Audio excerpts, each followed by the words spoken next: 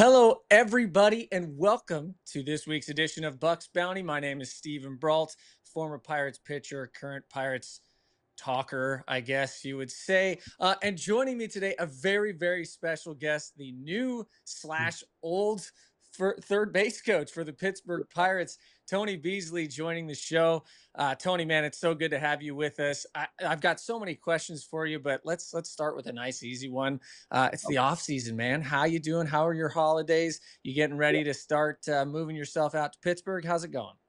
Yeah, it's going great. The off season usually after Christmas it just flies by. So Oh yeah. after so we just counting down now the days. But it's been good. Just a lot of time with family, and I do some lumberjack work in the off season with my brothers. So I've been doing that every day. I actually did it today, and so just been Whoa. yeah. Okay, wait. We can't just like breeze past that. I have to know more. I got some Yeah. specifics here. So are you swinging an axe? Are you running a saw? What are you doing lumberjacking in the off season? I run a chainsaw and I drive heavy equipment. Yeah.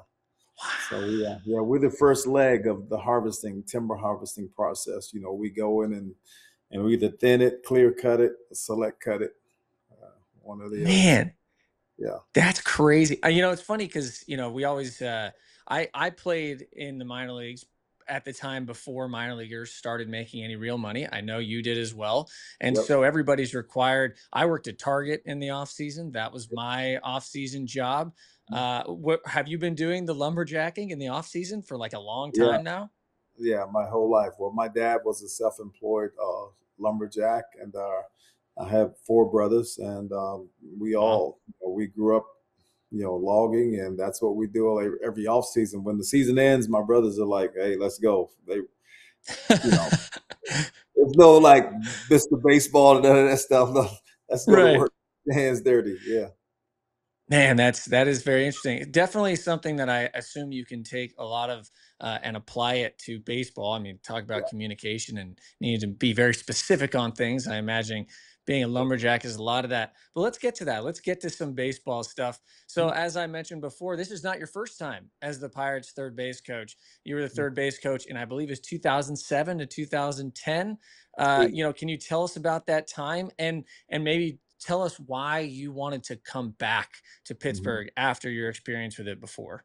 Yeah. Well, actually, it was 2008, 9, and 10. I was there with John Russell, and but prior to that, obviously, I had played and coached in the Pirate system forever, Yeah. and so I had 1 year away from the Pirate organization in 2006, and I was Frank Robinson's third base coach with the Nationals. But yeah, it was 3 years there. It was a time where Pirates were in that rut where we were just losing a lot every year, and it was obviously I enjoyed being there. I was a Pirate,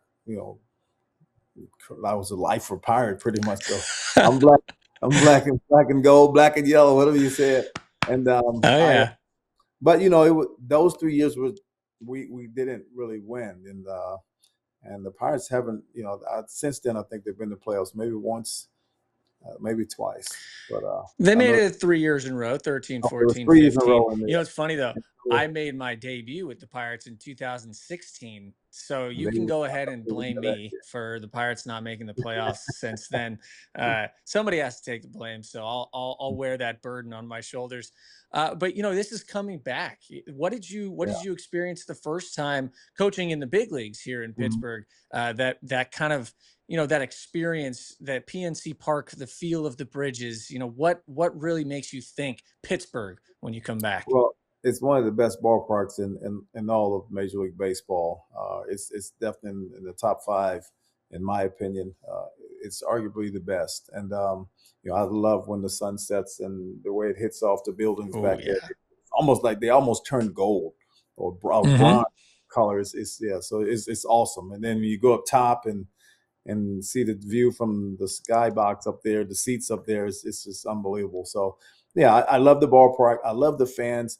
I love what the city of Pittsburgh stands for. It's blue collar, it's gridiron, and it's get after it. And there's a certain level of standard of play that you play there that they expect as far as the way you compete and how you uh, give effort. And so I love that about Pittsburgh. And they deserve winning. The fan base deserves winning, and when I was there, we weren't able to deliver that. But I've been away for a while, and you know, to come back here now is an opportunity to hopefully give the fan base, what they truly deserve is a winning scenario that's sustainable.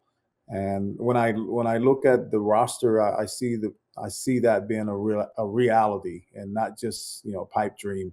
Um, you look at the pitching; it's top five in baseball, and there's the things that the Ben has done this offseason. The players we required to boost the offense. So I think the offense is going to be able to be more dynamic this year as far as finding ways to score runs and be creative and do things of that nature. We have some speed, a little bit of power, and so we have a mixture of things that we can do offensively. So this is a real opportunity to maximize and take advantage of this pitching that we have, and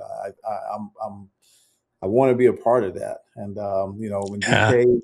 DK and I talked this offseason, and DK and I just kind of knew each other from other teams always, and he I don't know, man, it was just clicked. It was like two brothers talking. We gelled, and it did, and just being in the right environment uh, at this point in my career. I want to work with guys I want to work with, and come to work like feeling like let's go, like excited about getting to the ballpark and rubbing shoulders with your brothers, and so I felt that. And I felt like I can be impactful. I have a lot of wisdom and a lot of experience in the game, so to help some of these young kids, help them to reach their potential.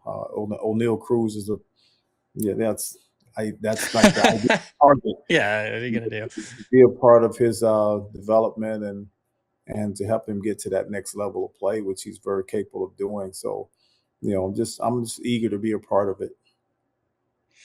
So this is when you interview somebody, right? It's always interesting because I try to play off of your answers. The problem is you just gave me like 40 questions that I want to ask, and I don't know which direction to start in. So we'll go with just a little bit of in the past, right? So you spent the last 11 years as a third base coach Yes. for the Texas Rangers. I'm sure a lot of great experiences. I know you got to work under Bruce Bochy. I grew up in San Diego. Bruce Bochy was my favorite manager ever. It Mhm. still is.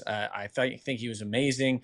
But I think there's a lot, obviously, that you can learn and bring to this team from your past experience. But there's Yeah. one very specific, right? That World Series win in 2023 that the Rangers got, you guys were 68 and 94 the year Yes. before. The year before, you only won 68 games. And Mhm. so I just want to start with what happened? What was the transition? What was the change? Because you were there both of those years, obviously. And how is that something that maybe the Pirates can recreate here in Pittsburgh this season? Well, I mean, basically, the year that off season of 23 of 20 yeah, after 22 22 seasons. to 23. Yeah. Yeah, Boch came in 23, and I guess we made a commitment to go out and get some pitching and some depth in Texas. Texas has always been a tough place to get free agent pitching, basically because we were outside in the old ballpark and the ball flew over there. But Oof. once we got inside in the new ballpark, I think it was much more, a pitcher friendly type ballpark, or all things equal, where recruiting pitching was not that tough to do, and so we were able to get some top notch pitching, and to go along with our offense. We had a decent offense, but we just didn't pitch very well. The year before, like, we only won 68 games, but man, we lost I don't know how many one-run games, and so Yeah. how can you find a way to score one more run? And that was kind of the mentality. Then when I looked at this team here, this current team in Pittsburgh, the pitching gave up. I think they were top five. It was like 3.9 runs per game average. The offense was Yeah. 3.6, dead last. Mm. But it's like one run. Like if you could find a way to score four runs, it changes everything. And that was kind of our thought process in 23. Like 4 runs, one more run. Let's figure out a way to score one more run. And we started the year 40-20. And after that, we really didn't play that great. We struggled down the stretch, but it was just a belief thing. And, it was like no one really expected us to win that year. They were projecting the next year we'd win. But no one expected us to win. We kind of came out of nowhere, and we got in the playoffs. We just limped in. Houston caught us. They won a division. Seattle was breathing down our necks, Right and there.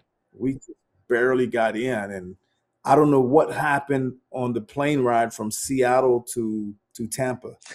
And, but I'm telling you, when the thing is, like, Corey Seager had won World Series before. Marcus Semien had a strong desire to win a World Series, and our 2 top guys, that was what was driving them, the main motivating factor. That's why they put the uniform on every day, is to win a World Series, not to have a good season, a decent season, not to put up great numbers, but to win a World Series. And that's the end goal. And, once we got a chance to get in that playoffs, man, and it was all bets were off. I mean, those guys they elevated their play, and, and the young guys contributed. Everyone, did something. And you talked about Bochy. I mean, just his steady hand, he's so consistent, and he knows exactly what he wants to do. He knows how to, use his personnel. He understands, who's his pitching, what his pitching is about, who's fit for what situation. He knows how to manage his lineup, and he just knows what to do, man. And he doesn't panic. He's very steady every day. He's so consistent in what he does. You can't like guess what to do, but I mean, he's gonna play every game to win. Like he plays every game like it's game 7 of the World Series, and he does that from the first game of the season. And I mean, he's very intense in game. You can talk to him, and he's a great baseball mind, and he gives great advice. But picking his brain before and after the game is awesome. During the game, not so awesome, because he's so intense. He's so locked into what he wants to do that what he may say. So you kind of stay away. But man, he's a great leader. He's a great man. He cares. And the expectation is to win and to win a World Series. And there's nothing else that satisfies. And so that was the mindset all of 23. And I think it was more of that than anything else. Obviously, we added, some better pitching. DeGrom got hurt, so he didn't pitch much. Right. He got hurt. But Evaldi was a huge factor. Oh, unbelievable. And then we signed Robertson at the trade deadline, and he made a huge impact as well. So, we had enough pitching. The bullpen was really not that great, but when we got in the playoffs, we just kind of relied on 3 or 4 guys, and that was it.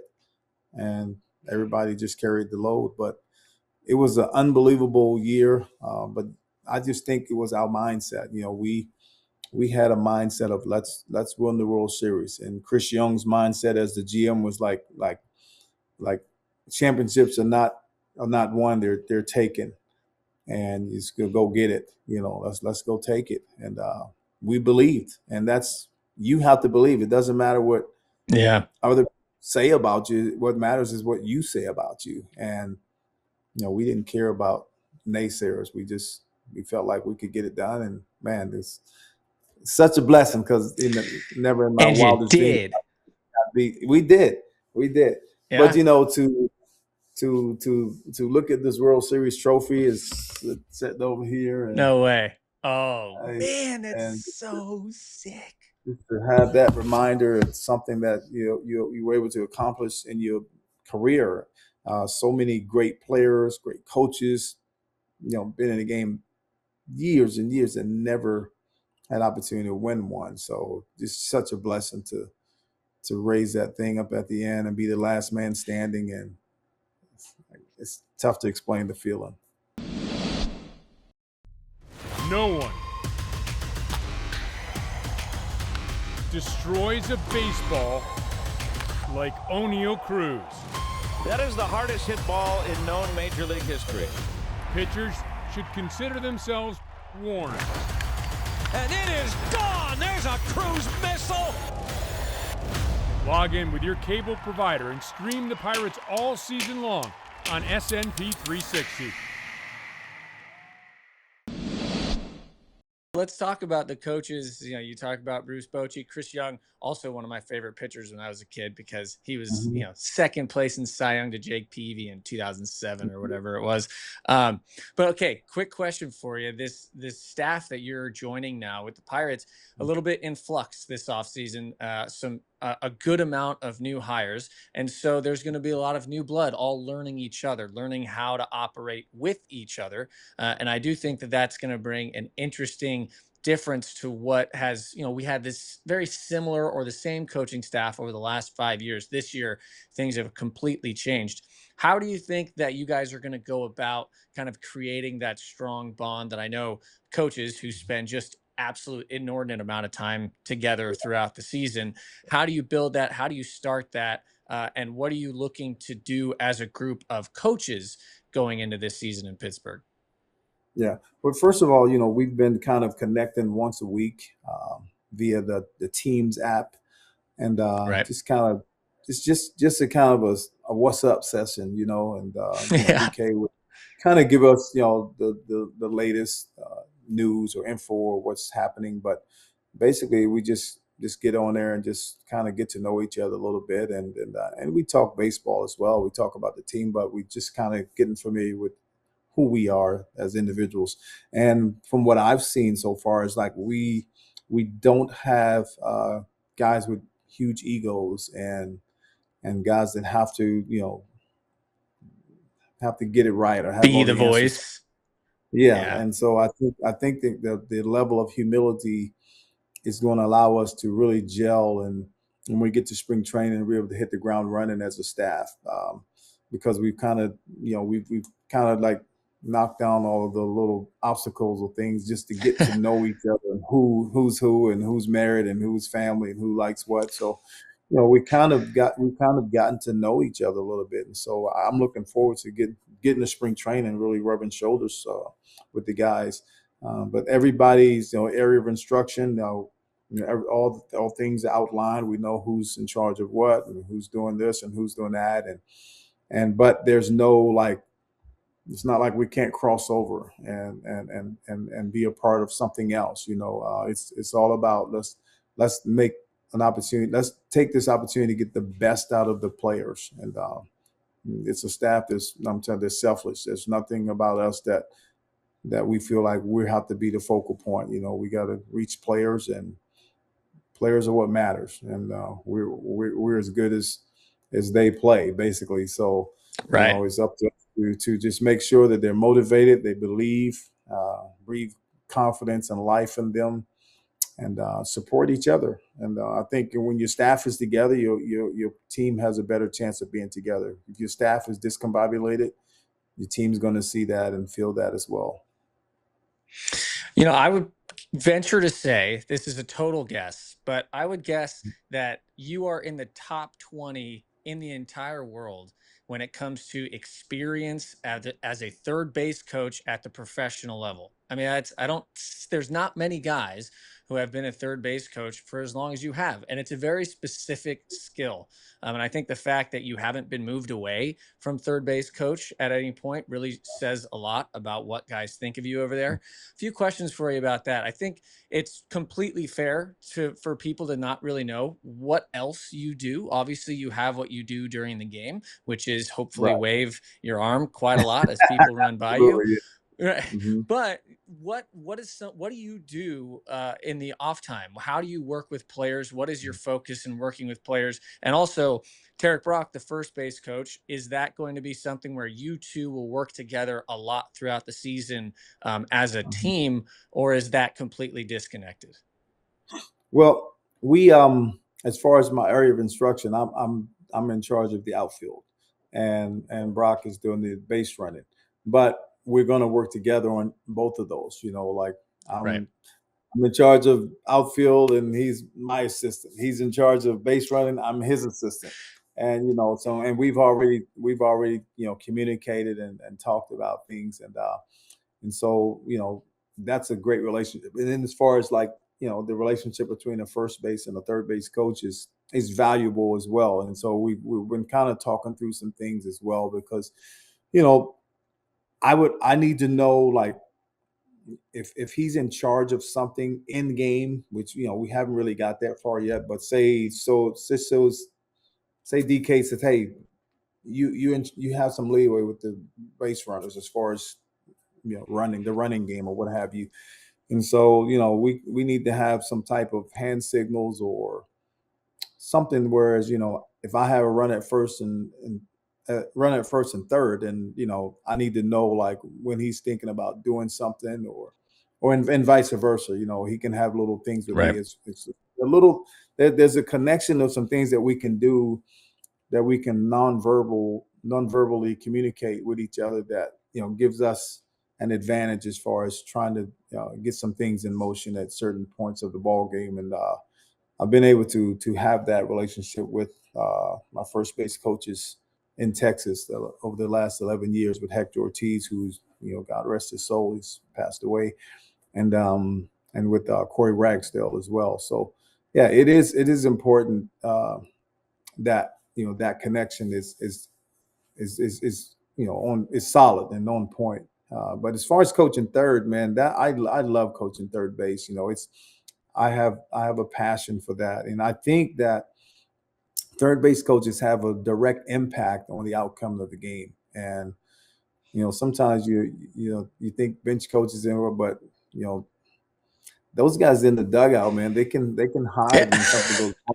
Yeah, I can't hide, Nah, I man. always not, and I feel like you have to have tough skin over there. Like, you cannot get influenced by the emotions and the feelings and in the stadium, what the crowd wants, and you've got to trust your decisions and trust all the preparation that you put into knowing the opposition's arms and knowing their tendencies when they go into the left and the right and depths, and obviously knowing what your base runners' capabilities are that day. Someone may not be 100% that day. They may have a tight hammy. All those things come into play. So, and then the accountability of how we run the bases. I think as a third base coach, that's why I'm always a part of the base running, because I don't think a third base coach can be excluded from base running, because the way we run the bases is going to affect how the third base coach makes his final decision. And my last decision between third and home, it's 90 feet. And obviously, it's hard to round that and be in a direct straight line, but I want Right. that decision to be made on 90, 95 feet, in that range. I don't want that decision to be made on 100 feet because you turn really wide. And so my calculation in my mind with where the ball is and the time that it's going to take it to get to the catcher from the outfield, and where you are in relation to the time it's going to take you to get from third base to home, I need to know that you're fighting to stay in the dirt and not on the grass. And so that's an accountability thing, and something that I'm always I'm a stickler on those things, as far as when we doing our base running drills, whenever stay in the dirt, fight, stay in that dirt. And that's just is key, because everything is bang bang. Those bang bang plays, they need to work in our Right. favor. With replay now, like, everything is automatic, and the catchers have to give you a sliding lane now. So guys need to learn how to go head first home now. It's never in the past. When I first started coaching third, you'd never go head first home, because go Nope. drop a knee on you and let you have it. Right. Exactly. But you've been a former catcher, that. But nowadays, the catchers having to give you that sliding lane, like, they up in front. And so I always tell guys, hey, I don't like the feet first slide and then slap the plate, because I've been past it. Mm. The first thing that gets to home plate needs to touch it. And I'd rather you go head first and go backside and use your hands, because the reason to do it, you can manipulate your hands. Like, you can swing Right. move, you switch up, you can do all types of things, to whereas you can make the catcher swing and miss, because he's catching it and usually swinging to try to tag you now, because he can't get a knee down. And so it's things like that I don't like to use the term little things because there are no such thing as little things in the game of baseball, but just the details. I would say just the details, and I think you pay attention to detail and just how can you win the inches and win those. If you can win those little things during the game, those inches, then you know it's a run. It's 2 runs. That makes a difference. Yeah, everything in baseball is in tiny little margins. I mean, you think about It how is. small the bat Yeah. is, the tiny Yes. area, a window of opportunity that the pitch is coming to home. Every play at every base, it seems like, is incredibly close. So those Yep. little things are literally what baseball is. It's all the little Yes. things put Yeah. together. And so I really Yeah. like it. You say that they're not little things. They are the game of baseball. If you win They most of are those, you'll probably win the game. have a Do chance you to win. practice signs in the mirror? I don't anymore. I used to because I wanted to make sure that I was could use because I'm right-handed, so I want to make sure I can use my Got to be left hand as smooth. fluid to do my right. But I don't do it anymore. I mean, maybe I'm an old savvy vet now. I guess I could say that as far as sign giving. But yeah, I used to do that a lot. I'd be in the mirror just giving signs. Just right. Did you ever have? You don't have to tell me if you don't want. But I'm curious if Hmm. you ever had like an absurdly complicated sign system that you had to learn at some point. Because I feel like for me it was college where there was like 4 indicators before we got to the Yes. sign itself. Has there ever Yeah. been a really complicated system you've used? That not that I've used, but that I've had to learn from other coaches when I played, third base coaches, and in college, like you say, college is always, you know, this I don't understand. Like you have a whole list of signs, like Yeah. it's like it's like, geez, there's no way, and you never really use them all, but you need to know them all. So, yeah, I always try to keep it very simple because I learned um, my first year coaching the big leagues that players want simplicity and they don't want to have too We are much to dumb. think about. Yeah, so, well, not to say that, but you know what? Just think. I mean, there's so much going on in a major league stadium. There's the crowd. There's so many things that when you walk from the batter's box, from the batter's box to home plate, like I want you to get the sign quick and have it in your mind without having to think or process. Oh, what was that? If it's hit and run, boom. Okay, that's hit and run. Now I Right. got time before I get in the box in the batter's box to really I, I should say on deck circle to batter's box. And so when you get in the batter's box, you already know what your assignment is. It's clear. Let's go execute. As opposed to getting in the box and, man, I thought that was hit and run, or was that a bunt? And stuff like that. And now you can't call timeout because you waste your timeout. Right. I can't call timeout as a third base coach and talk to you anymore. Like those things are gone because of the new rules. And so I always like to tell the manager, hey, get me the signs right away because I want the players to have them quick. But the simpler the better. I mean, just I guess keep it what is it, stupid simple or simple stupid or whatever. Keep it But simple, stupid. The KISS method. yeah, Exactly. Exactly.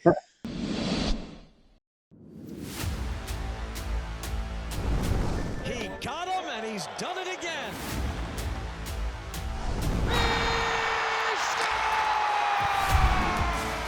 Welcome to Unobstructed Views. We're at BP. We're going to get an inside look. Once you start loving each other, you start fighting for each other. Welcome to Coach's Corner. And he'll admire it, and so will we. Is that too much to ask for? Oh, baby.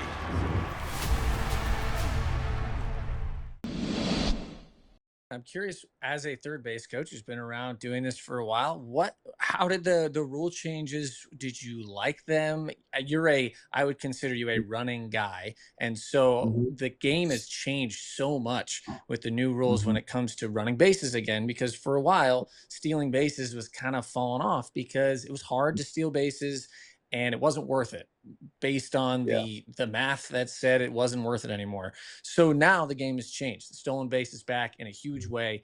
You got one guy on this team this year, O'Neal Cruz, who's gonna steal a ton of bases. There's no question about it.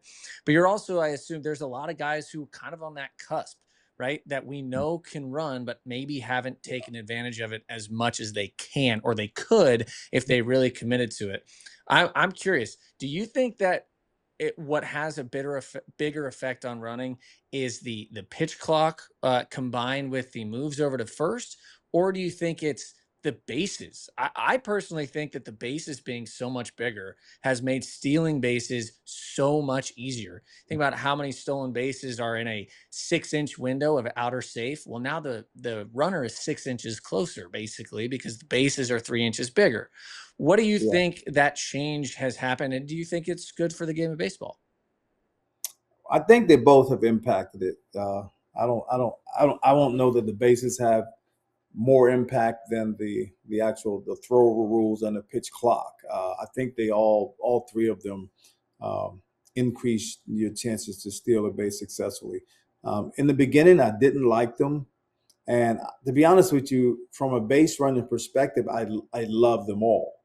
But from a team's perspective, I the one I really don't like is the two throwover. I don't like that one at all, because I feel like a pitcher should have the right to, if you know I have a bona fide base runner over there, a bona fide base stealer, the pitcher should have the right to do whatever is necessary to stop that guy.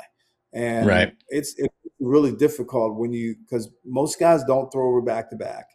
And if you do throw it back to back, then you got to That's either it. pitch out or you got to do something else, because they know you're not going to throw over again, because they say, oh, you can throw over another time, but you got to report it You got to out. get it. And they're not going to do that. And so there's so many ways to manipulate it from a base running aspect, to where it's, that's why for me, everybody should be able to steal 10 to 15 bases. Everybody almost. I don't even care how you run, because the guys that don't run, they don't even pay attention to you. And guys have a tendency to be like 1-6 to the plate and stuff. They don't run, And if they do throw over, it's a courtesy throw over. And so pitchers have a tendency now to not focus so much on their moves and pickovers, because it's limited. And so they fall into cadences and they do things that are habitual, that you can manipulate and take advantage of now, that in the past you couldn't, because they were way more craftier in how they held runners. And so, and because you only get two, most of the time pitchers don't do them on their own. It's from the bench. And so Right. Yeah. when you do your scouting report, you do all your homework on each individual team and see how they use their pickovers and when they pick and what counts. There's some counts that there's 0 picks. Like, they never pick on this count for some reason. I don't know why, but never picking on certain counts.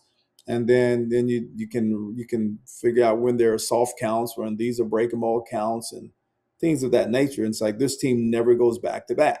So you can action after a pick. They picked over once. Okay, I'm gonna increase and I'm going the next pitch. It's like, as a base runner, like, the threat of he's going to throw over 3 times in a row is never there. I mean, I remember playing in minors, guys have thrown over 4 or 5 times. That ain't happening Done it. anymore. It's not. Yeah, but it's not going to happen anymore. So I just think you got to manipulate it as a base runner. Get a one-way lead and force the first throw over, especially from lefties. Force it over, force him to throw over once, and then jump him. Because if he throws over and he sees you with that big one-way lead and he doesn't get you, he's like, well, I can't pick him off. So why waste it? They turn their attention to the hitter now. And, I don't know. I mean, yeah, a guy like Cruz, man, geez, I think he had like 40 last year or something. He's 39. He could probably crawl to second base, man. He's a monster. Have you met him in person yet? He's fast and he's monster. Tall. He's long. So yeah, he has every tall attribute to steal bases. So yeah. So yeah, I think so it's all of them. Oh yeah. Go ahead. I was just gonna say, I was thinking, if we're getting into playing your playing career, you played in the minor leagues for a while, you had 3 all-star teams in the minor leagues, and then you went into coaching. I'm just curious how that transition was for you, because I played for a long time, my whole life, and and I tried Mhm. coaching, more, youth stuff throughout my career. And it just never really had that same effect of playing the game. Could never quite find the groove that I had in playing the game. Well, how was that transition for you? And how have you grown and changed throughout the years that you've been coaching? Mhm. Yeah, well, I never really knew that I wanted to coach, but when my career was kind of getting to the end, and Cam Bonifay was the general manager at the time in Pittsburgh, and he had told me, he said, whenever you decide you are done playing, if you want to coach, then there's an opportunity for you here to do it. And they allowed me in '98 to be a player coach, and just to Oh. I liked it. Yeah, I had a little cheat sheet, and so, and I did. I loved it. I was still kind of a player, but I was in on all the meetings and with the staff every day and seeing how things operated in meetings and what have you. And I did. I liked it. So this is okay. And so the next year I was a hitting coach in '99, and I loved it. I absolutely loved it. I just loved, you know, I was in rookie ball down in Bradenton, and man, just to see those kids come in, those young kids, and they didn't really know about baseball. They knew they were athletic, they could play, but they didn't know the ins and outs of how to define their game and what have you. And so I found a lot of, pleasure in having an impact on and watching them grow. And I didn't know that I would ever enjoy that, but man, I loved it. And then when I had the chance to manage, just to lead a whole group of men, there's nothing like it. I just Yeah. loved it. It's, I don't know. So I fell in love with it, and very passionate about it, and just wanted to make a difference. And I love development. I loved it, and so I don't know. It just kind of worked out for me, And whereas I was fortunate enough to stay in the game, I guess a lot of times coaching don't is not guaranteed to last as well. It's like playing is. But this is my 36th year coming up of from I would playing and say coaching. that ended up being pretty permanent. Yeah, Yeah, that's pretty good. So yeah. let me ask you a question. Is it true that you were one of the biggest instruments in helping Neil Walker transition from catching to playing the infield when he was going to make his major league debut? Is that true? Yeah, I was tasked with that to teach him how to play third base, and I'm just curious I mean, we've seen, Neil Cruz hop from shortstop to center field. We've seen guys make mhm. the transition. Pirates have a lot of guys who are kind of multi-positional players. But I just want to know what goes into that. How do you coach a player who's been doing one thing their entire baseball life growing up, and then you get to the highest level of baseball that there is, and now you have to make that transition? Obviously, Yeah, there's a lot of physical work to be done, but how much of that work is mental as well?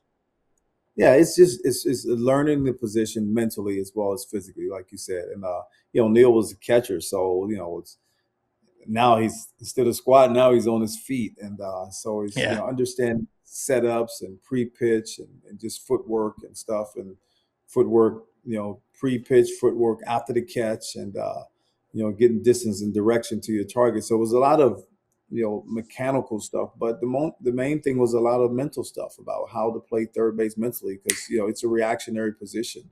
It's not where you really have enough time to really create the hops all the time. Most of the time, you're at the mercy of the hops. So being in an athletic position to where you have to be able to receive the baseball no matter what, and just have soft hands and good footwork. But Neil Walker was a stud athlete, though, man. I mean, yeah, he was a catcher, but Neil Walker has been a stud athlete his whole life, in high school and Yeah. everything. Dudes, and so it's not like you're just doing it with just anybody. Neil That's Walker, true. yeah, he's a special athlete, and it was something that he wanted to do, and so that's a big part of it too. He bought into the transition, and if he didn't want to do it, then who knows? It wouldn't have worked out. But the fact that he wanted to do it and he's athletic enough to do it was great. And I don't think you would move a guy from catching if he wasn't athletic. And I felt like with Neil, we felt like as an organization, he's athletic enough, and let's get him off his feet. Let's save his knees, and let's extend his career. And it worked out. He had a long career and ended up playing some second base as well as time went on. So, yeah, I mean, he had a good feel for the game naturally. He understood it had a good timing mechanism, like internal clock stuff, which is good because he didn't have holes of an arm, but he had a nice release. Got it out quick. Yeah, he knew how to play with his internal clock, and so he had a lot of intangibles that he already possessed that made it much easier to transition him from catcher to third. Yeah, so let's go to the modern version of what we're talking about. O'Neal Cruz, 1 full season out in center field now. You're going to be coaching the outfield, so nobody better to ask. As you look at video and you watch what you've seen before from last year with O'Neal Cruz going into this season, I think it's really interesting to see how that's going to change because he was not bad last year by any stretch of the imagination. But there's a lot that is due to just him being so physically gifted, right? So he's still much more so, I think, learning the mental side of center field than he is learning the physical side of it. I'm just curious at what you've seen and what you're looking forward to when you think about working with O'Neal Cruz in center field in 2026. Yeah, and you said it. The main part is to challenge him mentally. The pre-pitch, the first step quickness, the route, the direction, and all the route efficiency and those things. I'm not concerned about those. Those are physical things. He's a physically gifted individual. But the thing is, I don't want to do is I need to challenge him mentally. As far as I don't want his physicality, the things that God has given him to be his detriment. Because sometimes when you're so gifted, you think you can out-talent the game. And none of us really out-talent the game. Baseball is such a skilled sport that you got to hone your skill in. And you got to take care of little detailed things. For example, good routes and balls in the gap to cut those off. Just don't take things for granted if the ball's on the ground. Don't take for granted that you're going to catch it. When I was doing my scouting report on him before we came into Pittsburgh last year, he had some mishaps on balls on the ground. And I put it in the report, and I had our guys rate. I said, make Cruz, make him control the baseball. Don't assume that he's going to catch anything. And I think it was Sam Haggerty, first batter of the game, hit a ball to him. It was a routine single, and he whiffed on it, and it ended up being a triple. And so That's right. we run right away. So it's like stuff like that. I need to challenge him to not allow to be a part of his game. As far as his arm is such an arm talent, man, but you still have to know when to, throw through the cutoff, when to keep the double play in order. You still have to play the game. Because you have a hose doesn't mean that I'm just going to throw at the lead runner at all times if there's zero chance that I'm going to make a play here. And so the back runner is always getting a free 90. So if you don't throw the guy to third, now we got second and third with 1 out, and the base hit scores 2. And so it's just things of that nature that I have to challenge him to not allow his physicality to be a detriment. It's got to be a strength. It's a gift that he has, but it has to work for him and not against him.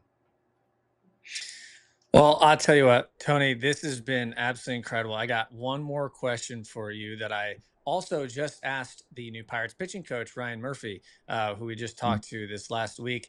There's a lot going on, a lot of moving parts, players, coaches, staff. I mean, it seems like there's a lot going on.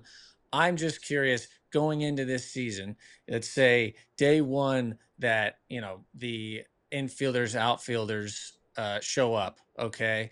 Spring training, everybody gets together. All right, the full team is here together now. We're all in one room. We're going to have a message that we're going to send to this team.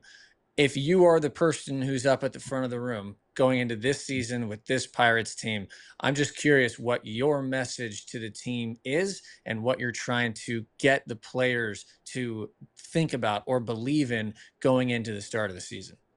Mm-hmm.